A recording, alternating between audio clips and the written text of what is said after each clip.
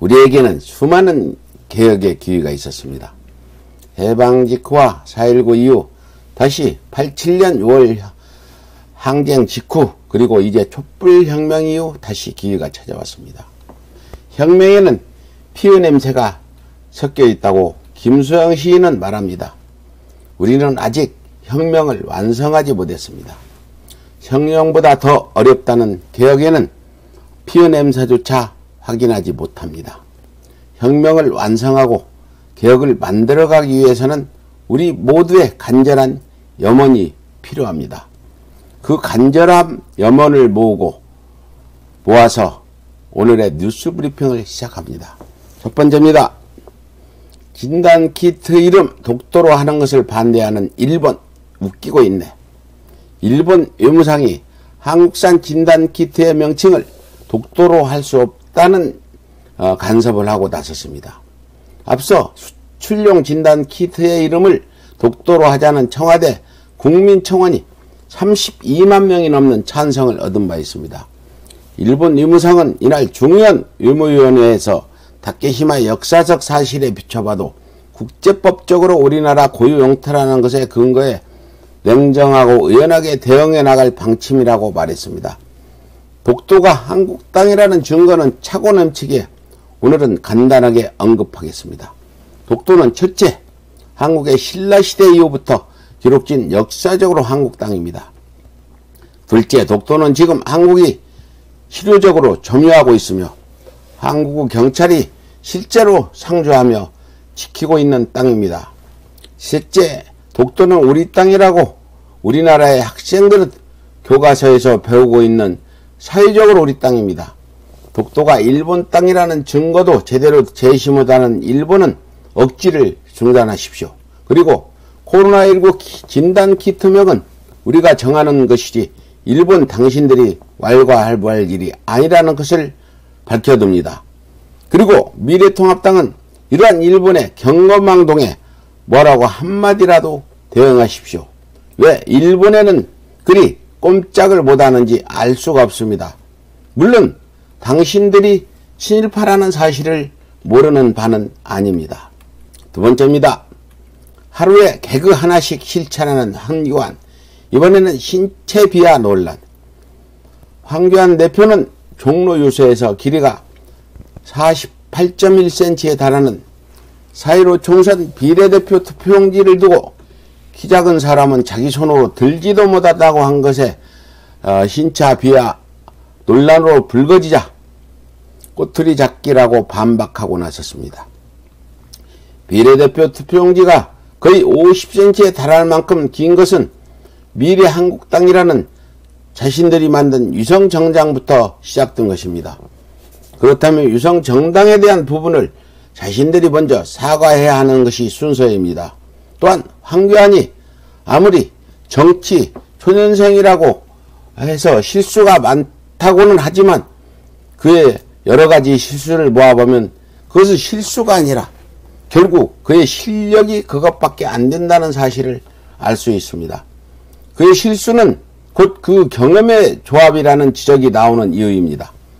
명절 선물에 조계종 스님들에게 보낸 육포 사건부터 광주항쟁을 무슨 사태로 언급하는가 하면 국회에 대한 경례를 국회에 대해서 안녕하세요 목례를 하는가 하면 이번에는 키 작은 사람은 비례투표용지를 들지도 못한다는 신체 비하 논란까지 이어진 것입니다.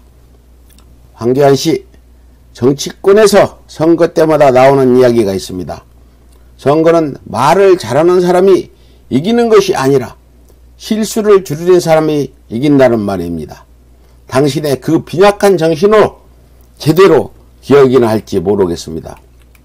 세 번째입니다. 대통령과 민주당 지지율 상승세 이대로 쭉 갔으면 좋겠네.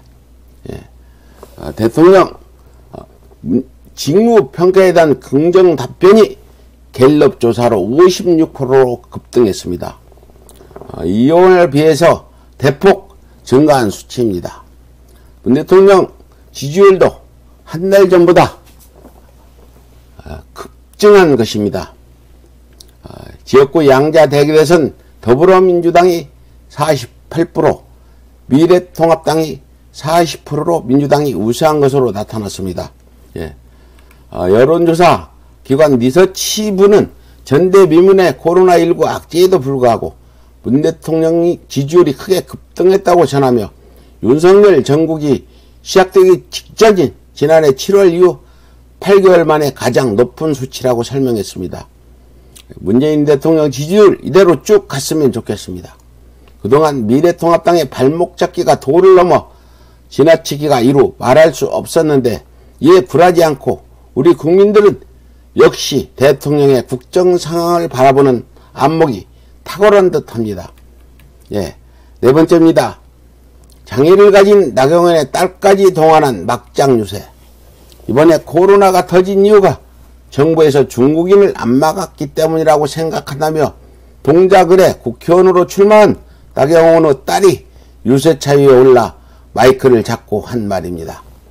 4.15 총선 공식 선거운동이 시작된 첫날 나경원 통합당 의원이 출정식을 열었는데 이날 나오는 이례적으로 자신의 딸과 남편을 대동한 것입니다.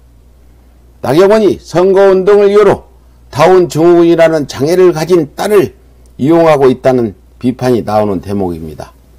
아무리 당선이 절박하기로 장애를 가진 딸을 통해 동정심에 호소하려는 것은 부모 입장에서 도가 지나치다는 비판이 제기된 것입니다. 법적인 문제가 있는 것이 아닌 도덕과 양심에 호소해야 할 부분입니다. 지난 20대 총선에서는 장애인 복지관을 찾아 어린 장애인의 옷을 발가벗기고 목욕을 시킨 것에 사진 기자들을 대동하기도 해서 많은 비난이 일기도 했습니다.